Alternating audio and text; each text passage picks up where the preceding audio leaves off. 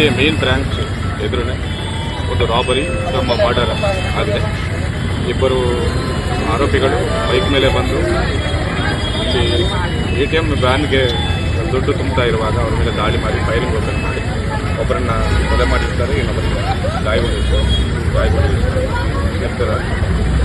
With ಮನಿ ಒಂದು trunk ಪೆಟ್ಟು ಸಮೇತ ಅವರು ಬೈಕ್ ಮೇಲೇ ಪರಾರಿ ಆಗಿರ್ತಾರೆ. ತನಿಖೆ ಮುಂದುವರಿತಾ ಇದೆ. ಇನ್ನೊಬ್ಬರು ಇಂಜುರಿ ಆಗಿದ್ದಾರೆ, ಹಾಸ್ಪಿಟಲ್ ಇದ್ದಾರೆ. ಎಲ್ಲ ಗೊತ್ತಾಗ್ತದೆ, ತನಿಖೆ ಮಾಡ್ತಾ ಇದ್ದೀವಿ.